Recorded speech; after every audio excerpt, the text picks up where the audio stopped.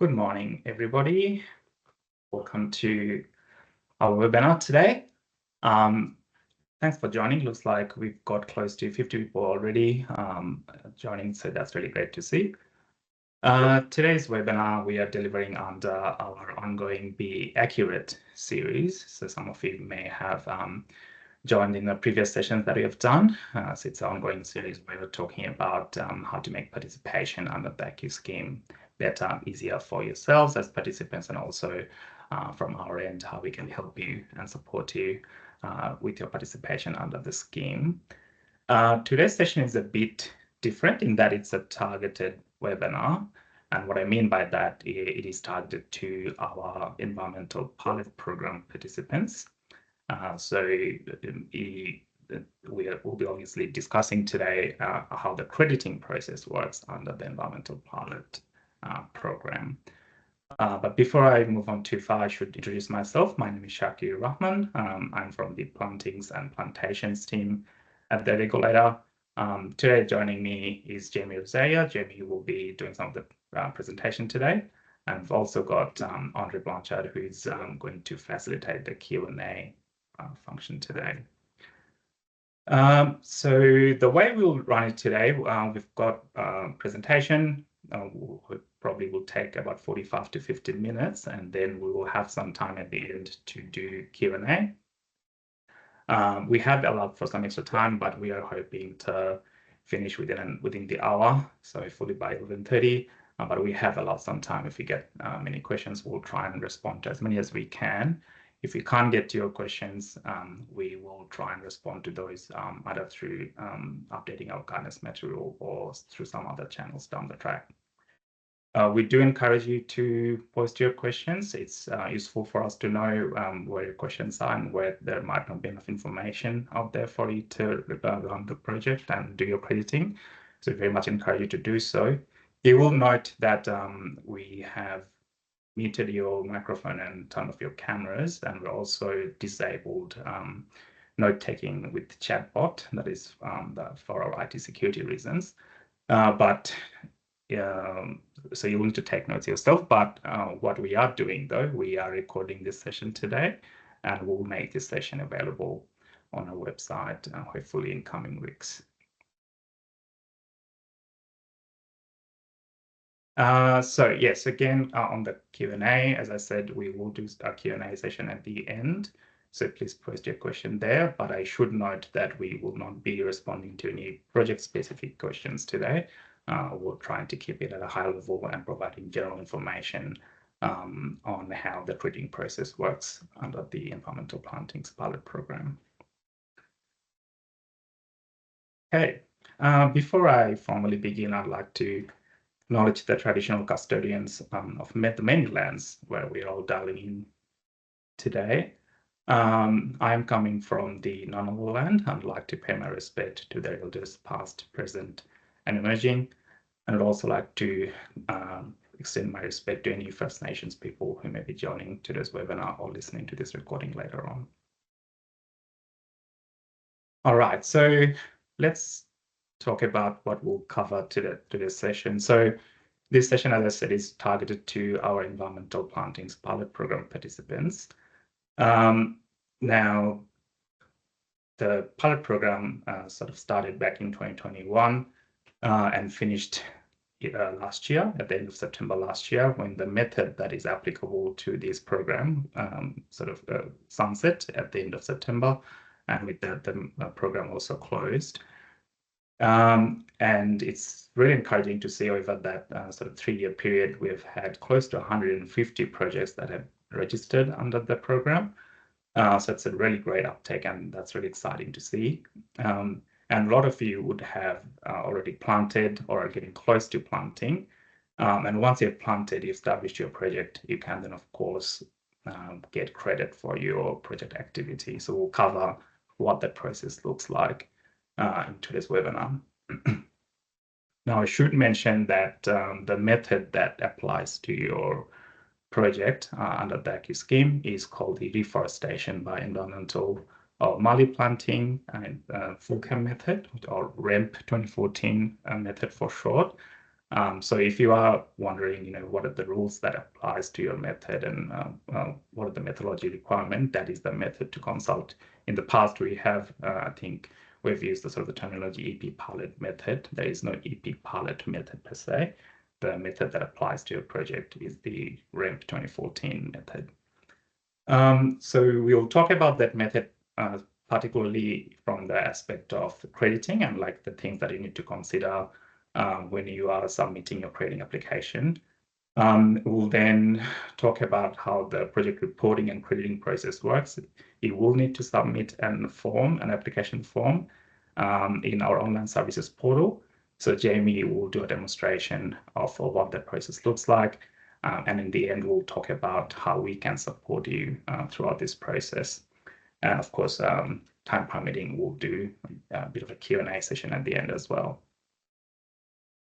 So that's the agenda. So we'll start with the method overview. So as I said, the method that applies to your project under the program is the REMP 2014 method. Now, as I mentioned, the method did expire at the end of last year. So there can be no more projects under that method, but the projects that have been registered will continue to get credited.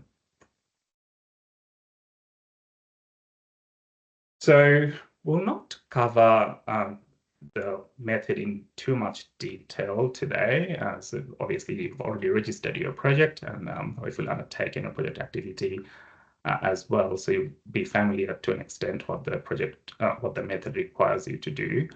But we thought it'd be useful to highlight some of the key aspects as a reminder as to what you are trying to establish under this pilot program and what this method requires. So I suppose the main thing at registration that needed to consider is that you're registering projects that are on land that have been clear of forest cover for 5 years, and we'll come back to the concept of forest cover a bit later on.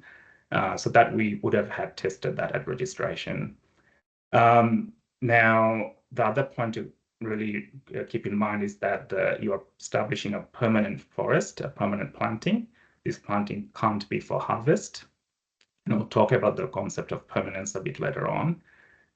You are, of course, creating a mixed species planting. So it has to be a mixture of trees and shrubs. And the planting design, as the method requires, it should reflect the structure and composition of the local native vegetation community. So you're sort of establishing a planting that is replicating the nature where you're establishing that planting. The next point to consider here is that it is a modeled method. So the abatement that is generated from your project is modeled and not measured. So you're not necessarily going on to your field and counting trees and sort of counting how much carbon is being stored in each tree. Rather, you're using a modeling tool called FullCAM, which is Full Carbon Accounting Model.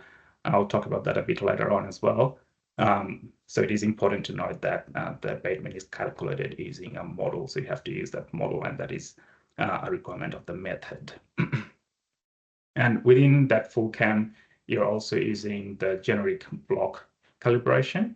So there's a few different ways you can establish environmental planting project under the REMP 2014 method. But under the pilot program, you're only allowed to use block configuration. So you have to establish a project in the block geometry. And finally, I did want to make the point that the ultimate goal, I suppose, for your project is to reach forest cover. So as a proponent, you have to ensure that you're maintaining forest potential for your project throughout the life of your project. Excuse me. So the forest potential and forest cover are some terminology that are defined in the method, and these will come up over and over again, and these are really the core concept of your project. And as a participant, you really need to understand what we mean when you say forest potential and forest cover, and you have to make sure that you're maintaining that. So forest potential, what that means in the method is that you have to establish a project in a way so that the areas where you're planting, they contain trees of 2 meters in height, and also the trees should cover provide at least 20% ground cover of that land. So those are sort of the two key metrics that you need to consider when thinking about how establishing a project.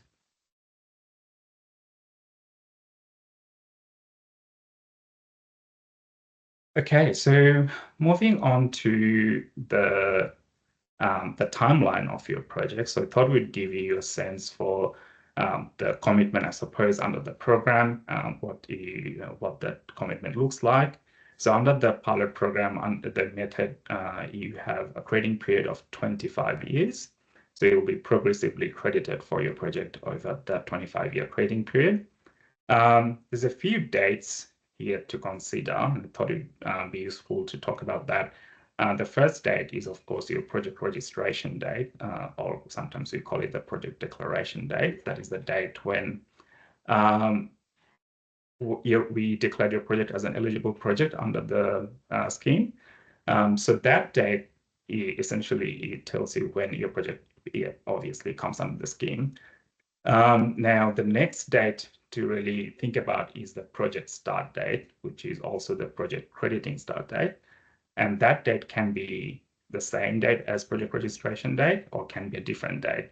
So when you register your project, we asked you the question whether you'd like to nominate the start date to be the same as registration date or you'd like to nominate a different date, and you'd have picked either the same date as registration or a different date. If you pick the date to be same as registration, then your project start date will be the same as registration. But of course, if you haven't, then that will be a date in future. Now, we would advise that you try and align your start date as close to your planting date. That is the date when the planting was last done in your project, so the planting was completed in your project, because that will have an impact on your crediting. Now, if there is a gap of, say, a few months, that's not going to have too big of an impact. So that is something to consider. Now, under the legislation, you are allowed to move your start date once. For the pilot program proponents, you can move your start date up until the 30th of September, and that is because that is when the method, the REM 2014 method expired. So the start date can't fall after the expiry date. And also another important point there is that the start date has to be within 18 months of your project registration. So say you registered your project in January 2022, the start date has to be within the end of June 2023.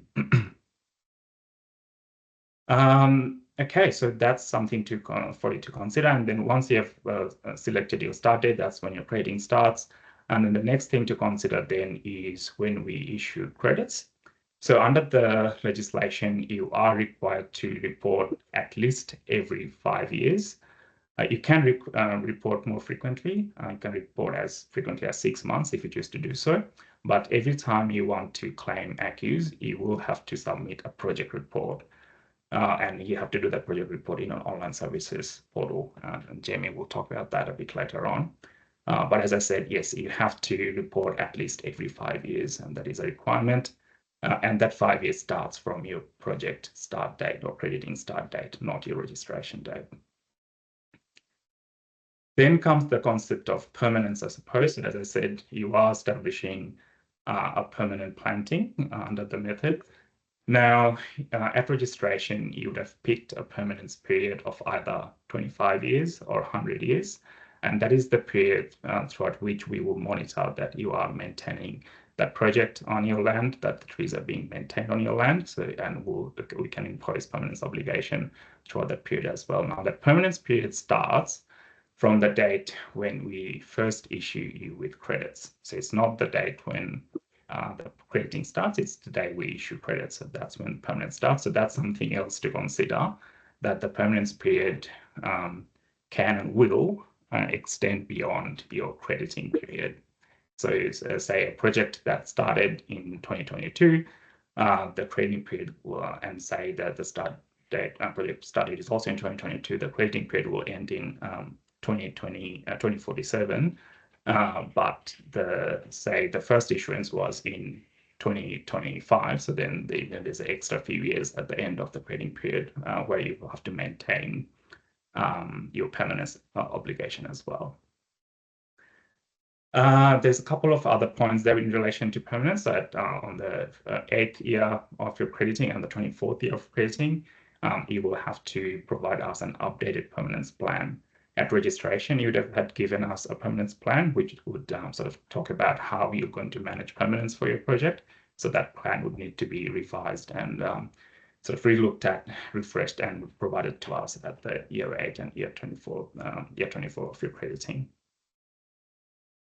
And the last point to make with permanence, and it's a very important point, is that the permanence period you've chosen at registration is fixed. It can't be changed. So you've either picked 25 years or 100 years.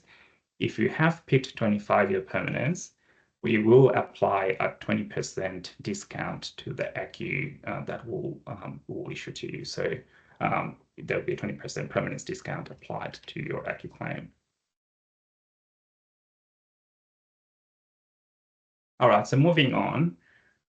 So this slide we thought would give you an idea of the ACCU supply that you can expect from your project.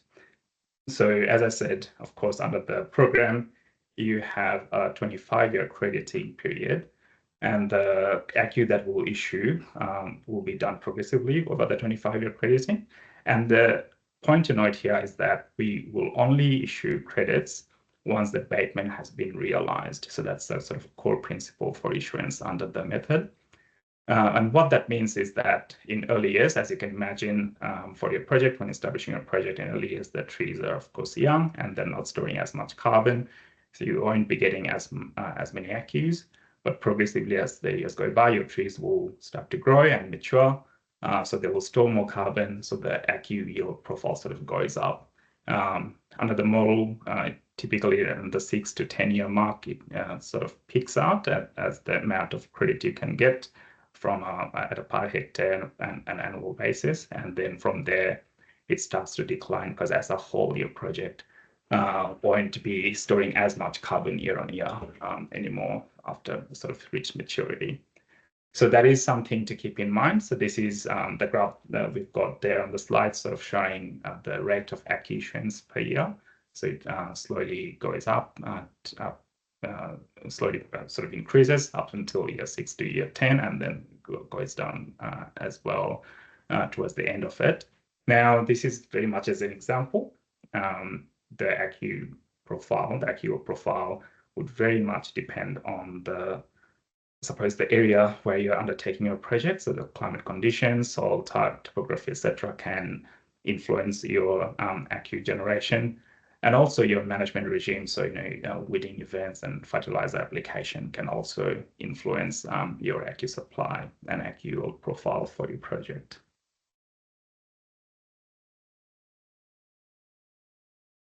Okay, so that's a bit about the method and some of the key consideration you need to make when you're establishing a project and thinking about crediting.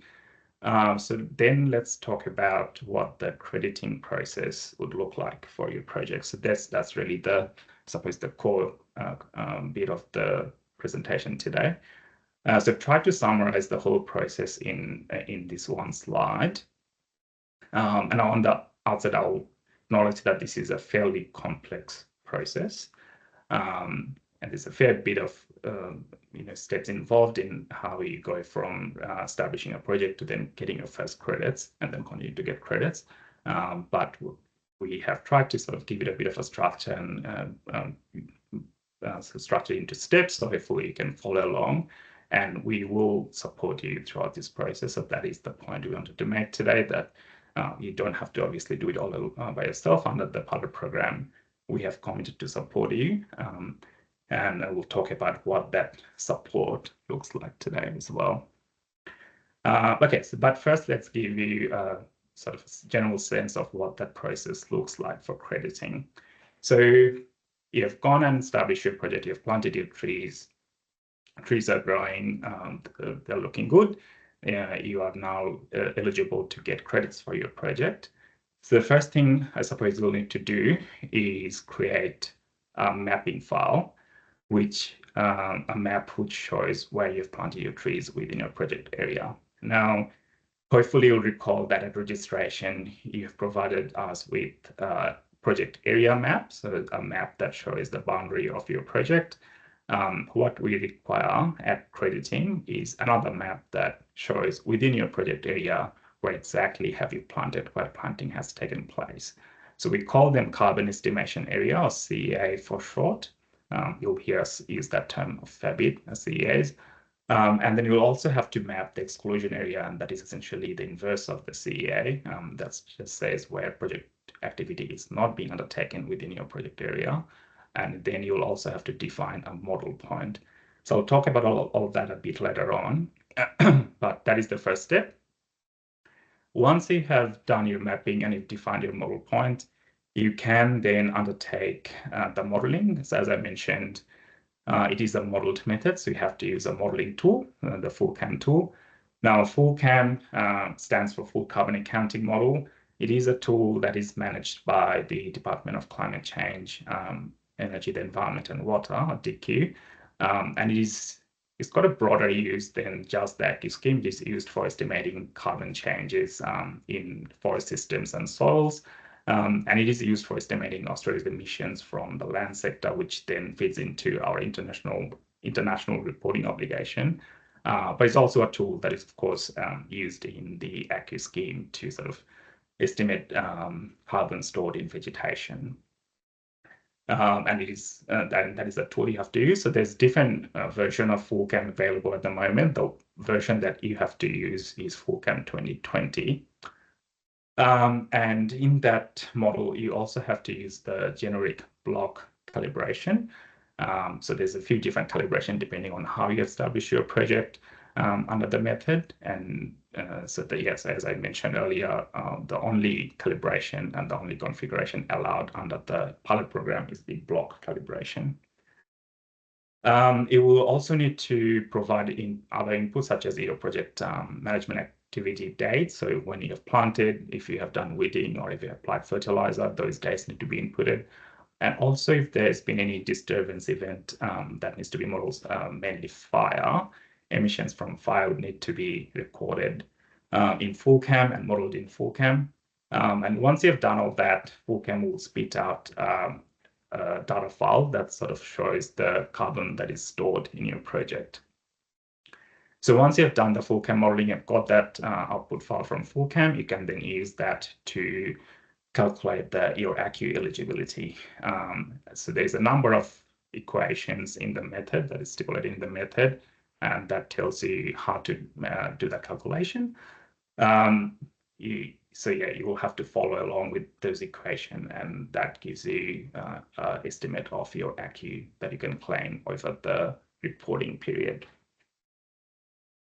So those are sort of the keys, I suppose, 3 key steps. So again, we've summarized there's a fair bit involved there. And once you've done all that and you've got your ACCU estimate for your reporting period, you can then submit a report to us through our online services portal. We'll then assess that application, verify your claim, and then we'll issue credits in our ANDREW system. So ANDREW is the Australian National Registry of Emissions Units, which is, again, a separate platform to our online services portal. And you really should have an ANDREW account by now. If you don't, it is a requirement that you have to have an ANDREW account before you can submit a crediting form. We can't issue credits if you don't have an ANDREW account. So we strongly encourage you to create an ANDREW account if you don't have one as soon as possible. So again, I acknowledge that if you haven't, I suppose, dealt with this process before, this is the first time you're engaging with this process. This can be quite sort of complex and can be a bit daunting, but we are here to support you. So what we are offering is that we will sit with you and work through all of that for your project and create the sort of the report, or create a report that will sort of outline all the information you need to submit your project report to us. So we'll go through step by step as to what the process looks like a bit later on. But essentially, at the minimum, what you need to provide to us is the map file. So the first step is something that you have to do. You'll have to give us a map that shows where you've planted. So you define the CEA. And once you've done that, we can take that file. We can then map the exclusion area from that. We can help you define a modeling point, and then also run FullCAM, the modeling as well for you. And we can also run the method calculations for you, which will then determine your ACCU eligibility for the crediting or for the reporting period. So the way we'll do this is we'll be asking that you book in a support session with us, and I'll talk about that a bit later on. So once you've got all the information you need to complete your project report and creating form, you can book in a support session with us, and we'll sit with you and work through those steps together. And at the end, we'll generate a report that will have all the information you need to submit the form. And then you can go and claim your ACCUs in Andrew.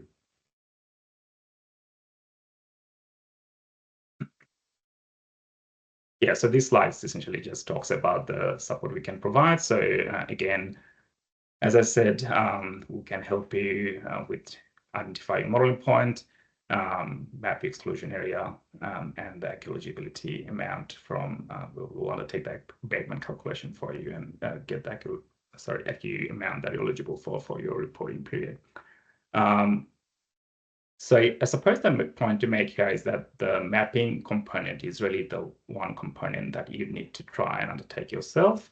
There are a number of free and fairly easy to use tool available, such as Planner or Google Map, which you can use to undertake your modeling, your mapping for your CEA. A good place to start would be to get a hold of your project area map. Hopefully you've saved a copy of that. If you haven't, you should be able to get that from our project register, which is available on our website. Or if you're having trouble with that, just reach out and we can get a copy of your project area map that you've given to us at registration. And you can use that map to then identify within the area where you have planted. So we'll talk about that a bit more detail, because that is really the component, I suppose, of this process where you need to sort of undertake some work and develop that map. All right, so we thought we'd go through an example case of what that mapping process look like. So again, this is an example of a project area, what a project area map would have looked like. So this is something you'd have provided to us at registration.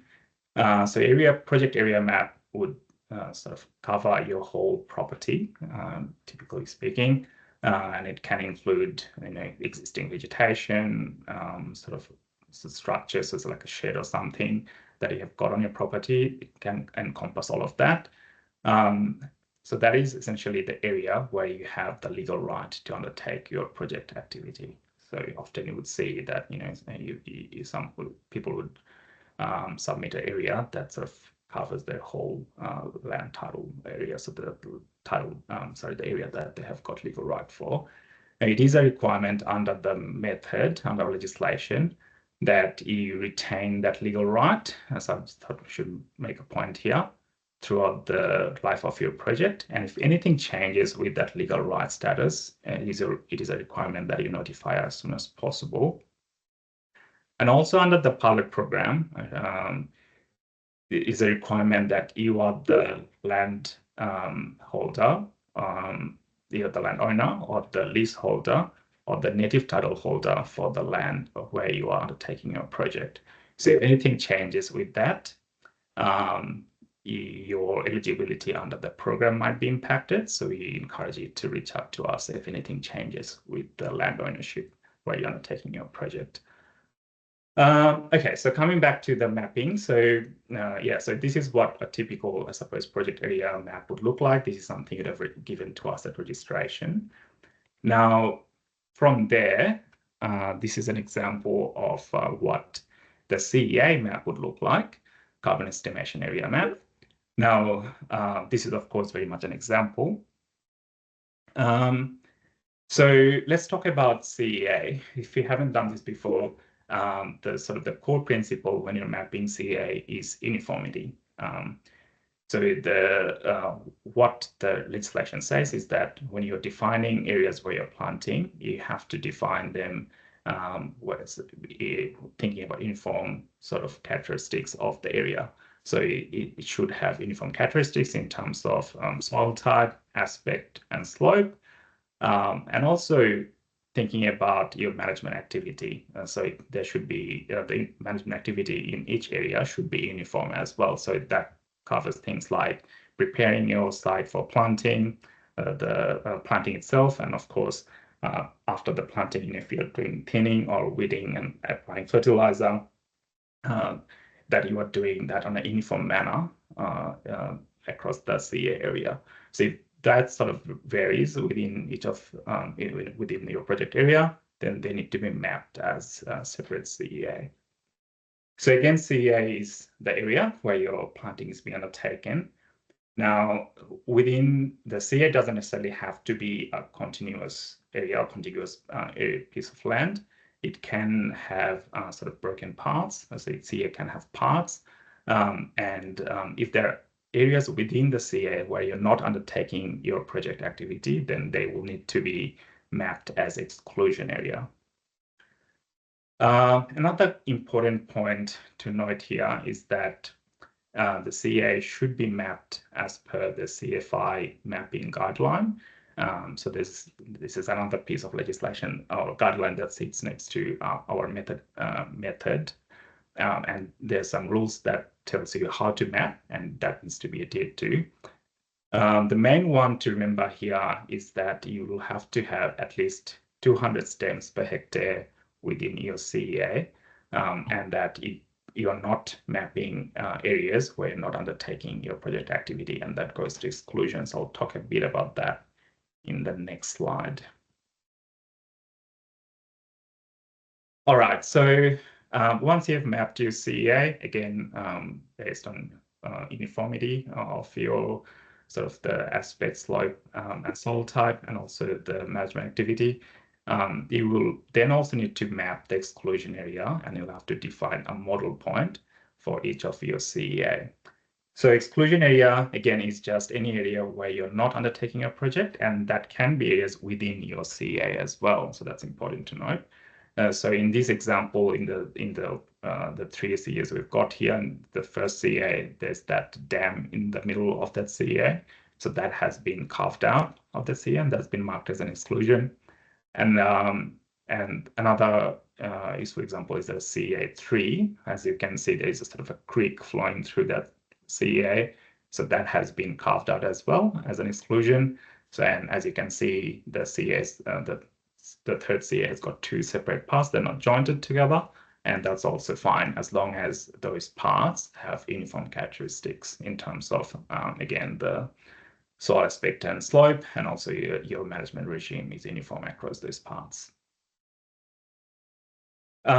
We often get questions about mature trees within CEA, which is, I suppose, fairly common.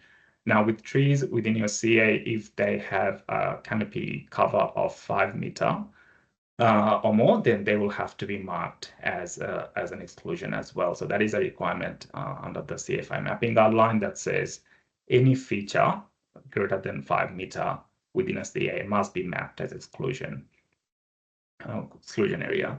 And also, another key point to remember here when you're mapping a CEA is that any area within a CEA, even if it's less than 5 meters, if in total they sort of cover 5% or more of that area, then all of those areas will also need to be marked as exclusion area. So this is really just trying to ensure that there is uniformity with your planting. Another sort of key point to remember here when you're sort of thinking about exclusion is the project area, of course. So when you're planting, the canopy of your tree, the canopy cover of your tree is considered as part of your project. And the mapping guideline says that the CA boundary has to be at the outermost stem of the trees that are at the boundary. So, when you're thinking about what is the boundary of the CA, that will be sort of the outermost stem, the edge of your canopy of the trees at the boundary of your CA. And lastly, you will need to define a model point for each of your CEA. So model point is essentially a representative point for each of your CA. So that tells that is really needed for the next step, which is the full CAM modeling. So in full CAM, the way it works is that instead of taking your whole CA, it says, well, give me 1 point within a CA, and then full CAM estimates, well, what is the growth rate in that 1 point within, and it gives you a rate of growth for that representative point, and then you sort of multiply that, extrapolate that for your whole CA area to get your total carbon stock. So the model point, the method says should be central to CA as to the CA area.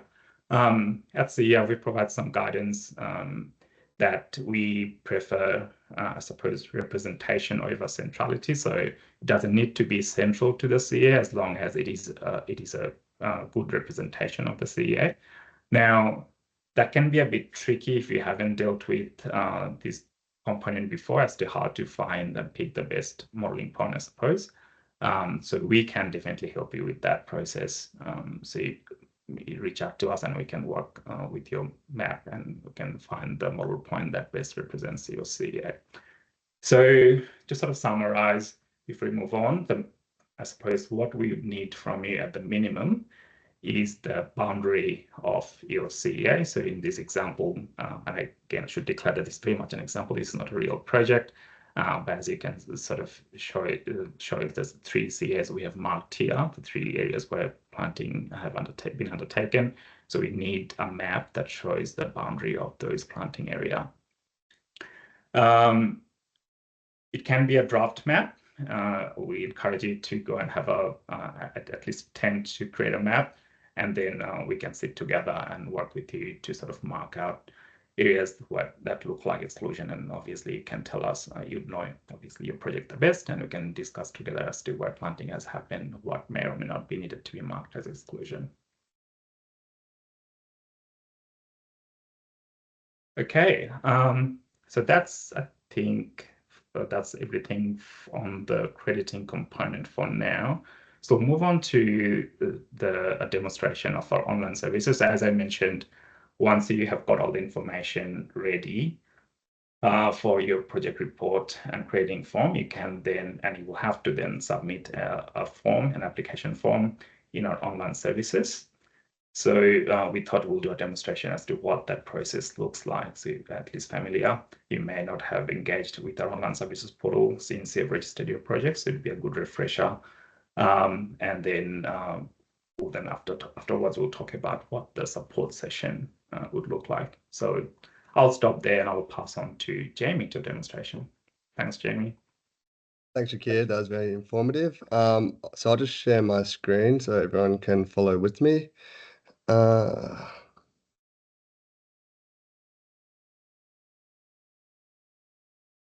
Yep, so we're just going to start on the Clean Energy Regulator website. So you don't have to follow along with me now, but just get a good idea of what the website and online systems look like. So when you do go to do it, you're not seeing it for the first time. And this is being recorded and will be published later. So when you do go to do it, you may want to follow along then so you know where to go. So from the website, you want to select the online systems and then go to online services. Now you should all have an online services account from when you first registered your project. If you can't remember your password or anything like that, it's pretty easy to reset it.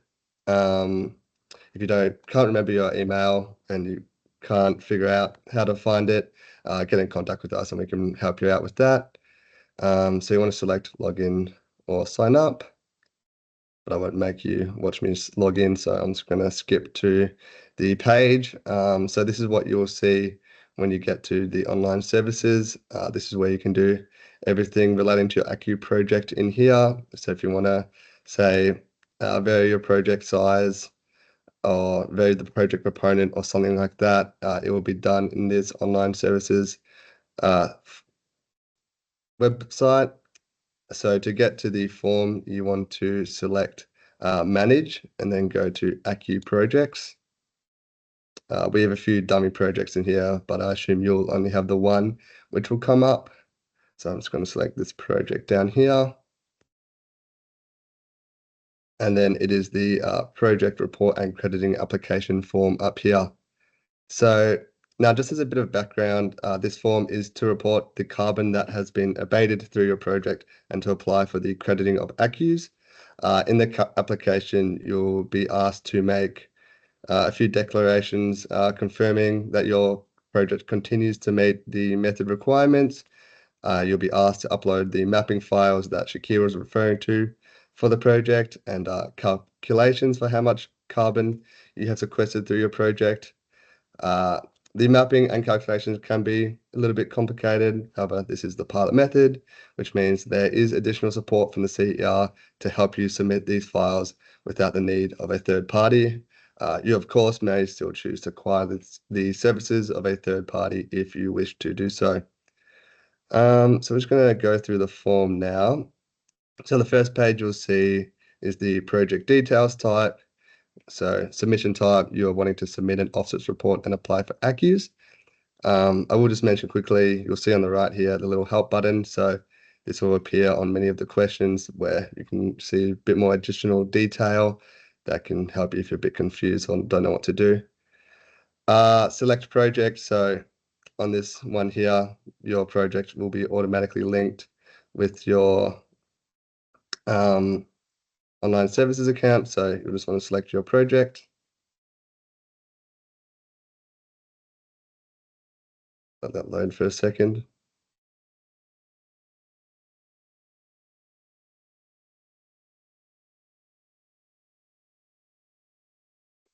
Usually a bit quicker. That's how it goes when you're doing a live demonstration though. There we go. Cool. All good. So yeah, you won't have to do anything here. The proponent name and role will come up there. It'll ask you about significantly involved persons. So this just refers to if there was anyone that, say, doesn't work underneath you, but was someone that helped you out in getting the project underway or helped you out with submitting the form that you would like to acknowledge. So you could select yes, and then insert the details of that person. This will then come up on the public project register, just acknowledging that this person helped you out with the project. Change in project circumstances. So if this lists out a variety of potential changes to the project that may have occurred since project registration, such as change to project proponent or a natural disturbance to the land. If anything from this list has occurred, you are required to declare it. And then fit and proper person eligibility, you will have gone under a fit and proper person test when you first registered your project. If anything has occurred in your professional or personal life that may affect your fit and proper person eligibility, you are required to declare it.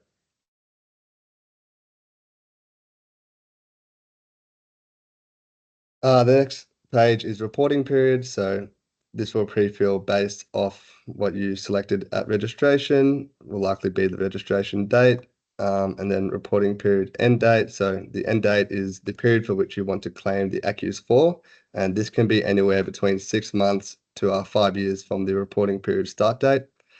Many of the REMP projects were registered in 2022, so depending on when you did register your project, you will likely have until mid to late 2027 to report. So not a super rush to get the applications in. Yeah, you can take a breath. Got time. Yeah, so the next page is the CEAs and activities. This is where you insert your mapping files. This page can be a little bit more intimidating, however, is a little bit more simple once broken down, and we are planning on releasing some resources in the near future that will help guide you on some of these sections and how to create the mapping files and stuff like that. So Shakir went over the carbon estimation areas and what defines that in a little bit of detail, so I won't go over that again. But so once you have created your mapping files, you'll want to insert that in here. Same goes with exclusion areas. If you do create exclusion area mapping files, however, we are able to create that from your project area and carbon estimation area files that you provide us. Model points as well. If you choose to make your own model points, you'll want to insert that in here. However, we can create those model points for you based off your CEAs files. And if you choose to go down that route, you'll then put the file that we provide you into this box.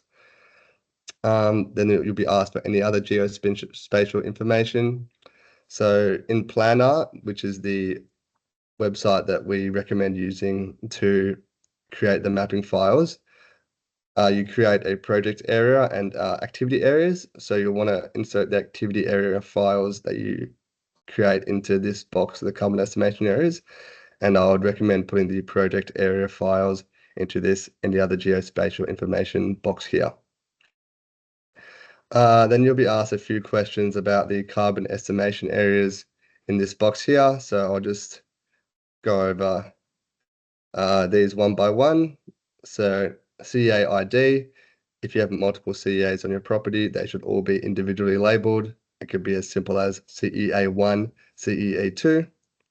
And then you may also want to create like a description for the CEA. This isn't needed, however, it might make it easier, which could just be as simple as CEA reference by the dam or reference paddock 2, whatever helps you in describing the CEAs. You'll then be asked the area in hectares of the CEA, which you'll want to put in here. And then also the latest planting date, so when you last planted in the CEA, planting type. For all REMP pilot projects, it will be permanent mixed species environmental planting. And as it is a mixed species, for type of plants, you will want to select trees and shrubs. You'll then be asked the tree and shrub species, which you should have a list of from when you planted. So you'll want to insert all the species into here. You'll then be asked about anticipated crown cover. So how much of the CEA will be covered by crown cover once fully grown? The total crown cover must be at least 20%. Then you'll be asked about planting establishment method, so how you went about planting the seedlings. So you'll be given a few options: propagated seedling stock, direct seeding, which most of you probably will be, or both. So whatever best fits how you seeded, select that option. You'll be asked about stocking density at establishment. So this is simply the number of stems per hectare, with stems referring to a tree or shrub planted. There is a minimum of 200 stems per hectare. Stocking density default alternative values. This is referring to full cam settings, and for all pilot projects, it will be default values. Then you'll be asked about stocking density of CEA. So this may well be the same as the stocking density at establishment. However, if you have planted additional trees since establishment or some trees have died, this number might slightly change. So if that is the case, please update that number from the establishment number. Tree proportion of CEA. This is not relevant to block planting, so you can ignore this question. It's not a required field. You'll then be asked about generic or specific calibration. Again, this is another full cam setting question, and for all pilot projects, it is generic. Planting geometry, all pilot projects are block plantings, so please select block.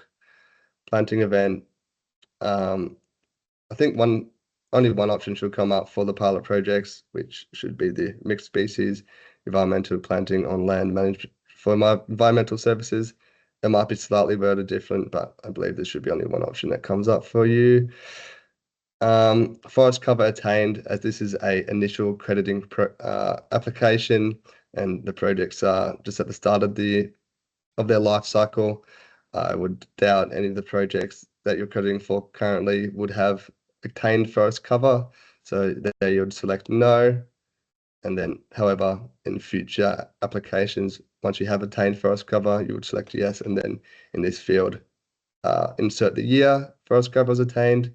However, you can leave this blank for now. It is not a required field. Then going down a little bit, you'll be asked about additional CEA information. So total size in hectares, So you can just, whatever you put for all the CEAs, just add them up and put that number into here. Pretty simple. You'll also then below that, so once below that, be asked to upload the FullCAM plot files into here. So again, we are offering to create these files for you and then provide them back to you using the mapping files that you provide us. However, you're of course more than welcome to create your own FullCAM files if you would rather go down that path yourself. The option is up to you. We are here if you want us, although if you would rather do it yourself, if you're more confident, if you are confident in your own abilities and would like to, do the process yourself and learn how it works, we invite you to do so. Changes to CA boundaries. This is more of a question for a subsequent crediting. There shouldn't be any, well, there can't be any changes to CA boundaries since the last offsets report. So I don't think this will come up for your initial crediting application. You'll just select no. Project implementation. So this question is relating to forest cover and providing evidence that forest cover has been attained. Again, this question is not so relevant to initial crediting applications where forest cover is not likely to have been attained. So you can just leave that blank, or if it's required, you can put in a dummy file or something like that. Restricted activities. If any of these activities listed have occurred since registration of the project, you must declare it. And then there's just a little additional information box down here where if you have any documents or such that would help with your application, however, do not fit anywhere else, please insert them into this box here. Moving on to the next page. So the net abatement page, this is where you calculate or provide us with your calculations for the carbon that was abated during the reporting period. You'll see up here a little formula about how the carbon is abated. So can look a little bit complicated with all the letters and everything, but it's pretty straightforward. So A equals the project area net abatement for the reporting period. So the abatement for the reporting period equals carbon stock for the project area, which is just carbon abated in the project area, minus EB, which is any emissions from biomass burning during the reporting period, minus EF, which is any emissions from fuel use during the reporting period, minus carbon stock previously. However, as you're just starting, as this is your first reporting period, the carbon stock will start at 0 for the project. So carbon stock previously will be 0. So the abatement for the reporting period is just carbon stock, carbon abated, minus EB, biomass burning, any emissions from biomass, minus any emissions from fuel. So you'll be asked to put that carbon stock number into this box here. And again, we are offering to help you with these calculations. So don't need to worry too much about if you don't know how to calculate carbon using FullCAM and all that. Calculating, you'll then be asked to provide any calculations from biomass burning. So if you have had a burning or fire on your property, I'd suggest getting in touch with us, let us know the details, and we can have a discussion, a session on how that's affected your project and how to best move forward. Calculating emissions from fossil fuel use. Here you will insert any fuel use within the CEA during the reporting period, whether that's from tractors or utility vehicles. A reminder that this is a requirement to keep track of any fuel usage and emissions that occur on the carbon estimation areas. If you do have receipts for diesel purchase that was consumed undertaking activities on the project, you're required to provide them as evidence. Then carbon stock. So carbon stock for the project at the end of the last reporting period, that would just be 0 because there was no last reporting period as this is as an initial crediting. And then so carbon stock for the reporting period will be the carbon abated.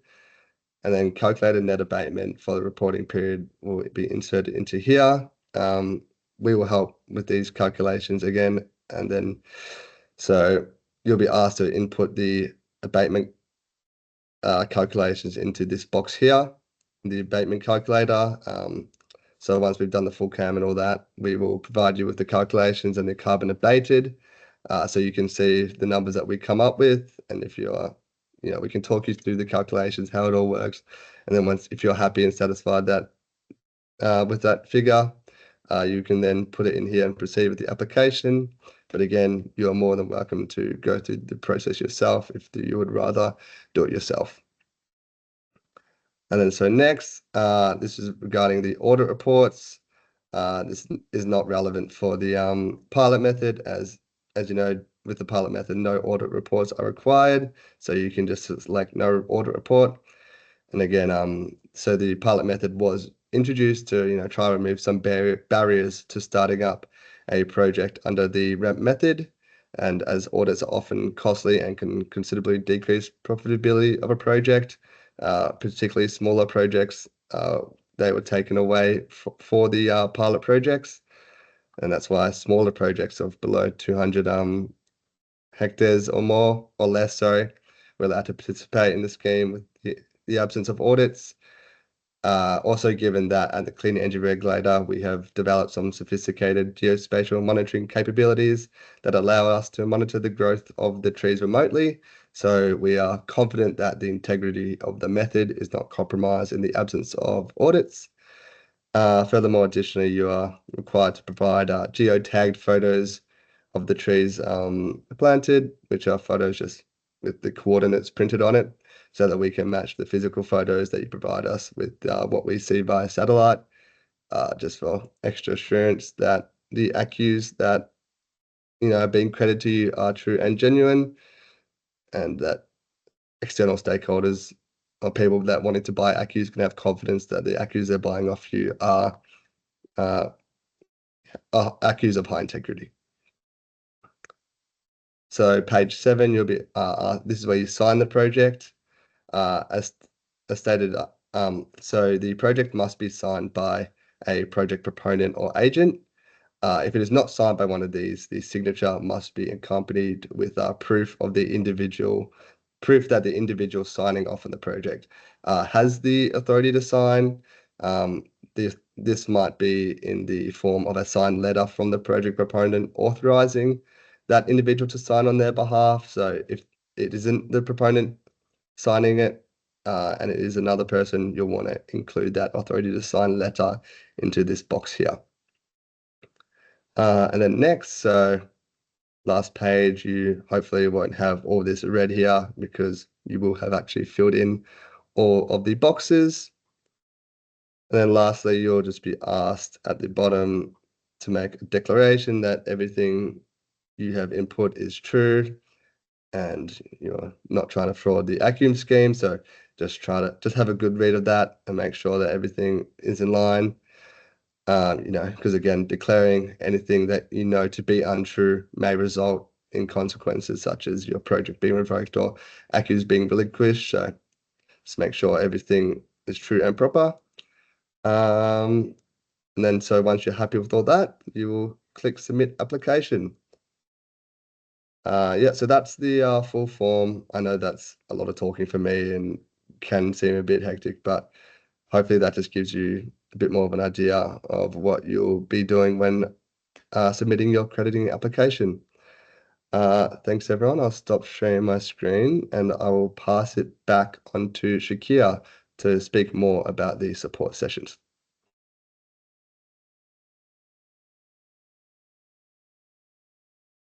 Thanks, Jamie. Right, I'll reshare my screen. Oh, that didn't work. So hopefully you found that useful, that demonstration of what the online services form looks like. As we mentioned at the start, of course, this session is being recorded, so you can go back and have a revisit, I suppose, the steps that you need to follow in filling out your form. This is just really to help you get a good sense of what that process looks like. All right, so the last component for today's webinar, we'll talk about the support session that we noted at the start of the webinar and how we are going to run the process, I suppose, from our end. All right, so we are requesting that you book in a support session once you are ready, once you've got all the information and the data that you need to complete your online services form for project reporting and crediting. You can then reach out to us, book in a session, and we will then sit with you and help you with the different steps of the process. And in the end, what we will, I suppose, offer is a report that will have all the data you need, as I sort of mentioned earlier, which you can then take away and use to complete the form in online services. Couple of useful things to note here that before you book, you really need to ensure that you have an Android account and also obviously if access to online services. Well, all of you that obviously got a login for our online services portal when you registered your project. Some of you may have registered in our older platform, which is the client portal. We've transitioned to online services now. And if you were in the client portal days, you'd automatically transition into online services, so your login should still work. But if it doesn't, please reach out and we can work that out for you. Again, make sure you've got your Android account. So as Jamie sort of noted in the form, when you go in, you should be able to see your Android number show up in the form. If that doesn't show up, then that means you either don't have an Android account or it hasn't been linked. So again, reach out and we can sort that out for you. And finally, you have to make sure that the project has been registered unconditionally. So under the scheme, under the method, well, under legislation, we can register a project with conditions. So the conditions can be from eligible interest holder consent that haven't been given to us, or that haven't demonstrated that you've got that consent, or that there is some regulatory approval that you require to run your project and that hasn't been obtained yet. And if that's the situation, we can register a project conditionally. So if, last time I checked, I think there are still a few projects that are registered conditionally. Those conditions would need to be removed before the first crediting. We can't credit a project that is still registered conditionally. So if you're unsure whether your project still got conditions on them, reach out and we can let you know whether there are conditions and what conditions those are, which that need to be removed. Okay, so once you've got all your information, you've booked a session, then you can obviously we'll run that session. We ask that you come prepared, bring your draft mapping files, or hopefully complete mapping files, but at least a draft mapping file that sort of shows where the planting has been taken place. You'll have to have all your project records. So there's a comprehensive list of things in terms of record keeping, which we'll cover a bit later on, that the method sort of requires you to maintain for at least 7 years, or preferably for the whole grading period. And then we ask that you attempt to fill the form yourself, and you know that might sort of come up with some questions as to what sort of issues you might be facing when completing that form, and we'll bring those questions to us on that session, and we'll try and get through this together. And then sort of the final thing there is that we will prioritize projects based on registration date. So, you know, as I said, sort of projects were registered under the program starting from, I believe, 2022 to 2024. So when you are registering your interest for a support session, we'll prioritize projects that were registered in 2022 over projects that were registered later on. All right, so as I said, you are, as a participant under the pilot program, you're responsible for record keeping and also monitoring. So we'll talk a bit about that.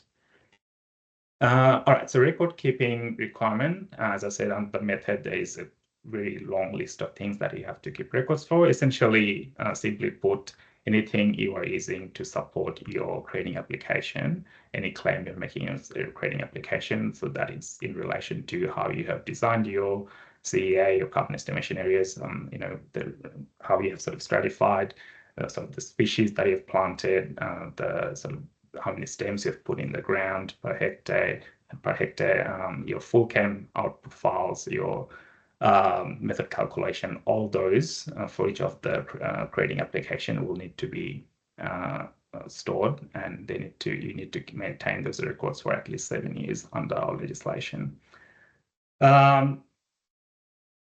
Yeah, so if you are unsure as to what sort of information needs to be stored, reach out. I would suggest consult the method first, the REMP method, or reach out to us and we can give you that list as well.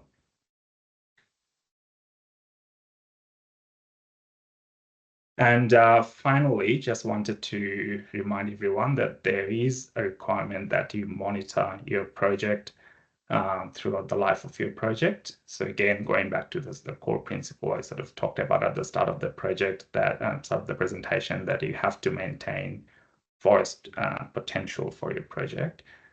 So it is your obligation as a participant under this program and under this scheme that you monitor your project to ensure that project remains eligible and retains that forest potential. So you must ensure that you are monitoring a project, that the trees are growing as they should, and if there is any sort of disturbance that affects your project, you need to reach out to us, let us know, and then we can work with you to sort of think about possible solutions. So if the impact is significant, we may need to sort of re-stratify, so redesign the CEA, or even, and that can sort of impact how your crediting works for your project as well. In terms of monitoring and record keeping, I suppose Jamie sort of touched on that in his presentation, but you can, of course, you're required to do on-ground observation to make sure the project is progressing as it should. And we would very much appreciate if you keep geotagged photos take photos of your project as it progresses at different stages, as it's undertaking management activities such as thinning or weeding of fertilizer application, those sort of things. This would very much support your claim when you're coming in for crediting, if you provide us those photos and reports and detailed records of how project has been maintained and how you're managing your project. So disturbance event is, I suppose, is a concept that comes up a fair bit, and how it should be managed and how it can impact your project. We're not going to go through in too much detail at today's webinar, but we thought we will do a future webinar where we will properly unpack that and talk about how disturbance events like fire or flood or pest could impact your project, and what that might mean in terms of your crediting as well. So we'll cover that in a future webinar. Okay, so coming to the last slide here. So yes, throughout the presentation, we've said we are obviously here to help. We will support you the best we can. So two email address there. First, if you've got a general question about the method or about your project, you can reach out to us at plantingsplantations@cea.gov.au. Or if you like to book a support session with us, if you feel you've got all the information you need to complete the online services form, and you'd like to do that session with us to run full chem and the calculation, then you can book a support session using that email, environmentalplantingspilot@cea.gov.au. So use that email only for booking support sessions. We won't monitor that as frequently as we do the Plantings Plantations email address. So that's for general inquiries. And again, just reminding everyone that we'll be prioritizing based on project registration date, and obviously bring in as much information as you can at that session. If you're unsure as to what to bring, we are hoping to develop a checklist of sorts, which will sort of dictate the information at the minimum that you need to bring into those sessions. We'll share those around, which will hopefully help you prepare as well. Okay, I think we'll leave it there. And we'll move to the Q&A. Thanks, everyone.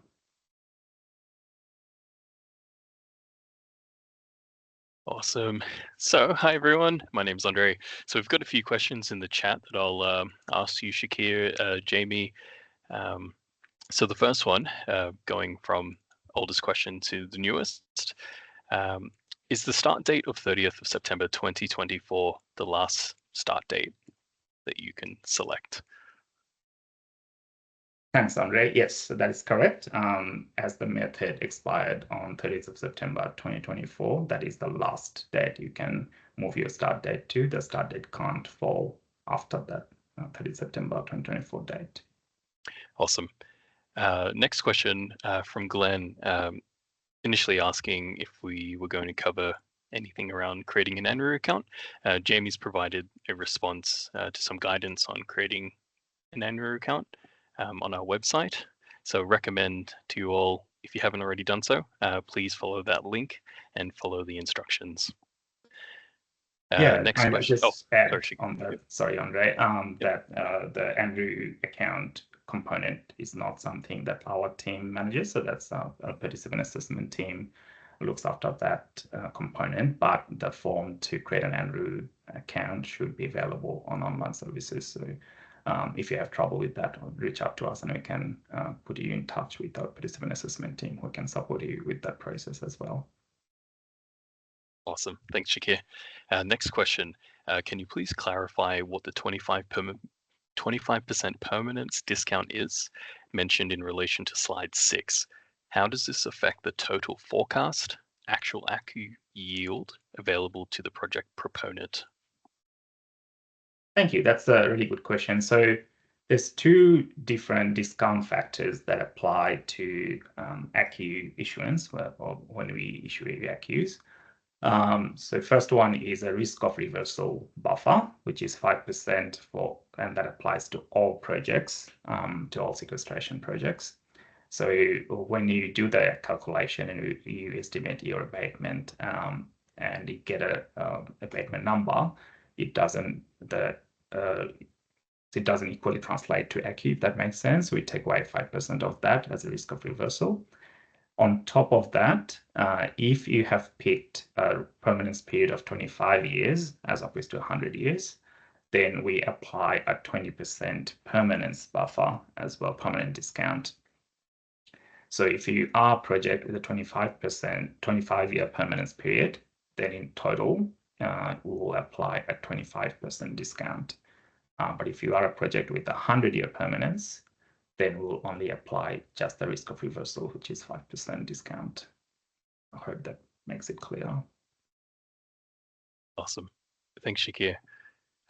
Next question from Jane. Can you please elaborate on the planner program you suggested for making CEA maps? Thank you, Jane.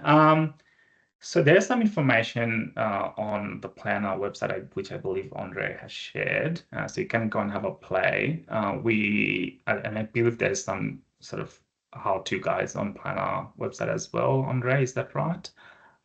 Yes. We are also hoping to create some how-to guides from our end as to how you could use planner to map your CEA. So we'll see how quickly we can put that together, but that is the hope. We should make, hopefully we should be able to make that available sometime this year. But you're pretty much encouraged to go and have a play in planner. It's pretty, pretty easy to use. Well, at least I have found it to be easy. And there should be some guidance there as well. Awesome. Thanks, Shakir. Next question. Can you give details on the type of fuels? Example, is this just vehicle and machinery use? Yeah, that's a good question. Thank you. So any type of fuel and any fuel that you're using to run your project activity. So yes, it could be, say, diesel that you have used for your machinery to say do ripping or sort of weeding, etc. Or if you've used, say, a controlled burn, the fuel you've used for controlled burn, that also needs to be accounted for. So any fuel you use that goes towards managing your project needs to be accounted for in that fuel component. Awesome. I might just add on that as Yep. I just add as well on that. I saw there's a question from Kyle's about fuel used traveling to the sites. Fuel used in traveling to the CEAs is not required to be accounted for, just fuel used within the CEA. Yeah, that's a good point. And also the method sort of talks about keeping records, of course, as I sort of covered. And if it's difficult to sort of figure out, well, what proportion of fuel was actually used for project activity versus, for general travel, etc., you can estimate. It doesn't have to be an accurate figure if you don't have those figures. We obviously encourage you to sort of keep your project activity records separate. But if it's sort of combined, then you can sort of estimate as to how much of the fuel use has been for project activity versus other general use. Awesome. Next question from Yukina.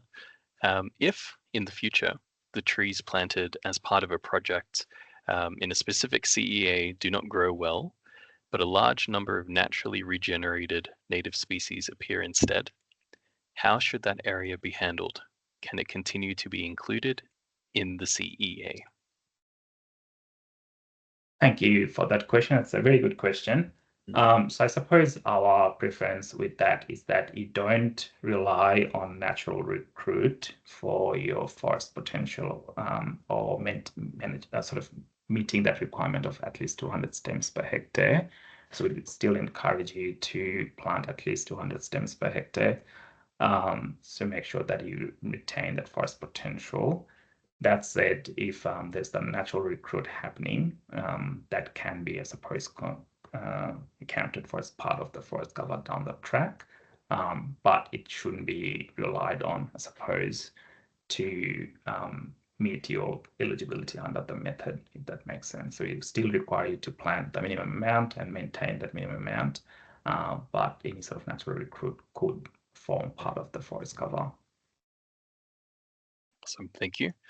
Next question. Do ecological/cultural burns need to be subtracted as emissions?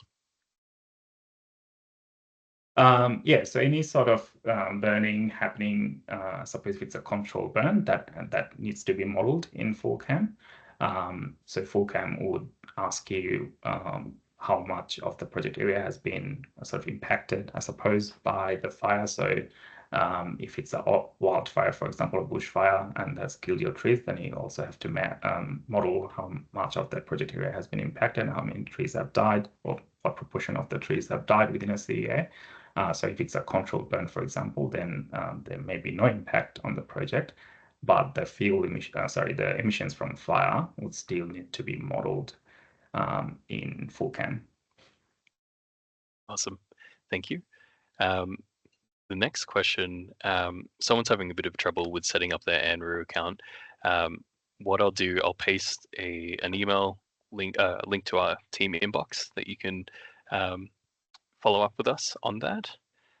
So I'll paste that in the chat now. Next question we have from Colin. I have KTM files on my planting area. Are these files okay to use? I throw to Jamie. Our form does say which file types are allowed. Yeah, I've just had a look at the form, and yeah, KMZ files are included as a legible file, so no worries, Colin. Awesome. Next question. How many weeding and fertilizer events are permitted as input events in FullCAM and as a part of abatement submissions? So I don't believe FullCAM restricts the number of weeding and fertilizer application events. So obviously it has to be a reasonable amount. So you can, if you can sort of model as many as you have done within the reporting period. Awesome. And then a question from Bonnie. You mentioned a minimum height of 2 meters for trees. I assume this is for shrubs too? Question mark. So the method says, that's a good question, Bonnie, thank you. So the method says that to reach forest cover or to maintain forest potential, the area must include trees of at least 2 meters in height. So as long as there's trees within the area that are 2 meters in height, it sort of meets that requirement. So the shrubs can be of 2 meters or less than that's allowed. Awesome. And then another question from Bonnie. Is there a minimum area for CEA size? Yes, that is a very good question, and I should have mentioned that in my presentation. So it is a requirement that the minimum, I suppose, area for a CEA is 0.2 hectare, and that stems from the forest potential definition within the method, which says forest potential is sort of measured at a minimum of 0.2 hectare area. So a CEA must have at least an area of 0.2 hectare. Awesome. I think that's it for questions. Sorry, I didn't refresh my screen. Just to confirm that Explorer can be used for mapping. When I first applied, I had to use QGIS. I'm assuming Explorer being the web browser. If that's the case, yes, Planner can be used through your web browser to create your mapping files. I hope that answers your question, Bonnie. Another question, what if a CEA covers a hill? Obviously, the CEA has various aspects and slopes. Yeah, so that is a good question. So I suppose in that instance, it will need to map them as separate CEA because, of course, I suppose the difference in topography will impact the growth rate of your trees. So if there's a hill, and that means that's a different, I suppose, slope for the area. So the slopes would need to be mapped as separate CEA. Awesome. Next question from Donna. If there is a drought or fire and carbon is lost during the project, how are credits affected? Thank you, Donna. That's a really good question. As I said, it is actually quite sort of complex, not complex, but there's a fair bit in that question. So we thought we will do a separate session on the disturbance event and how that could impact your project. But generally speaking, things to consider are how much of an impact it has had on your project, and it will be assessed sort of on a CEA basis. So we'll have to think about how much of the CEA has been impacted. And the number there to consider is the percentage impacted, which is 5%. So if it's 5%, more than 5%, then you may need to re-stratify or redefine your CEA.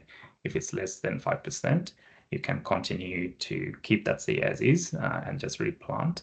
If it's more than 5% and you don't believe that you would be able to regenerate within the impacted area, you can carve that out as an exclusion area, or you can make that a separate CEA, that impacted area as a separate CEA, and plant there separately, because obviously then that will be under a different management regime. And then that will have an impact, of course, on your crediting.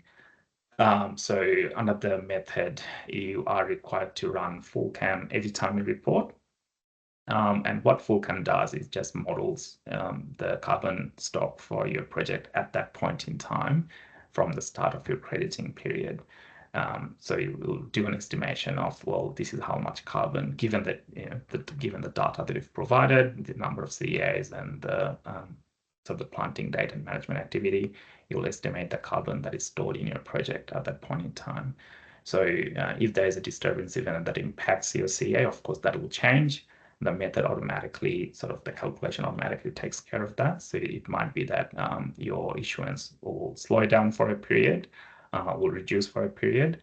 It could also, depending on I suppose, the level of impact, it can get into the negative territory. So you may get into negative crediting, and in which case, do reach out to us if it's significant, and we can discuss your options.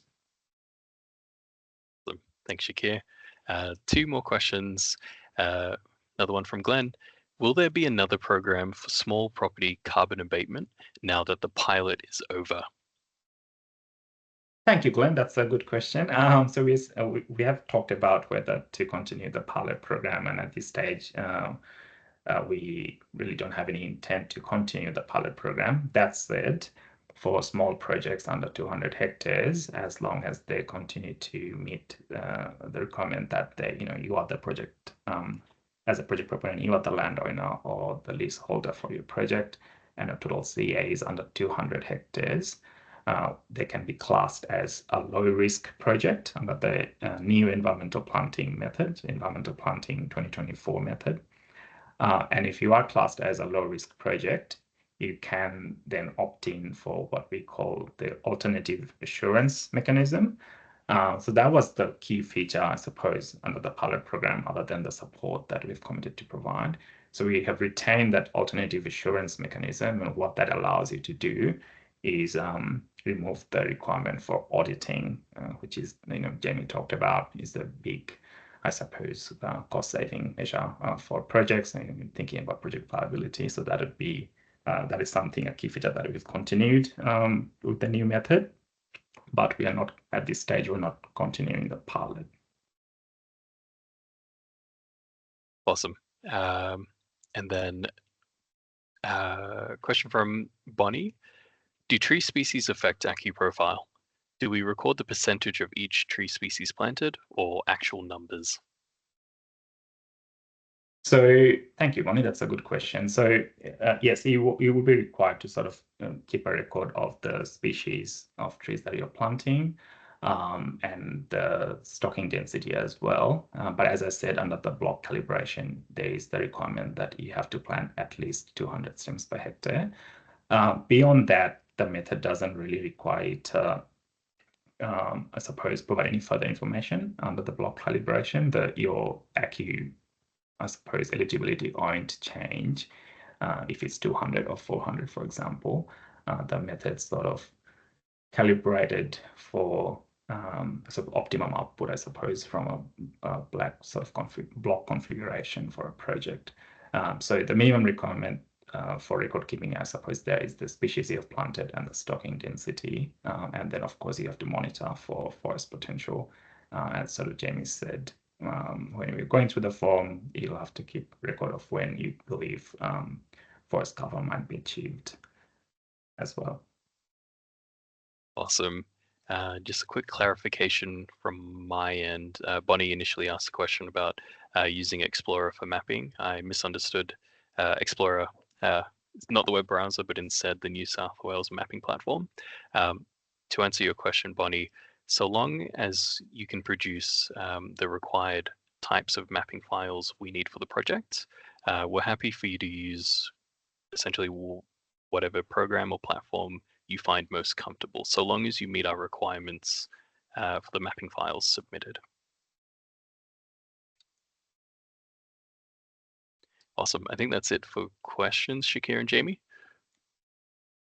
Great. Well, excellent. So thanks very much.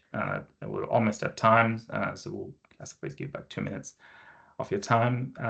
I just wanted to say thank you for your engagement today. I hope you found this useful. As I said, we will be publishing a recording of this on our website, hopefully in coming weeks. So you can go back and have I suppose, revisit the recording and get this information, and hopefully use that to submit your crediting form. Thanks to Jamie for doing the demonstration and Andre for running the Q&A. Yes, and we hope to do another webinar covering sort of the disturbance event and the impact of that at a later time. We do ask you to provide any sort of feedback you have on how this session went today. There will be a feedback, there'll be an email with a link to do a survey at the end of this, I believe. So that'd be very useful if you can fill in the survey. That helps us to design future webinar. So thank you again, and we hope to receive a grading application soon. Thanks all. Thanks for coming, everyone. See you.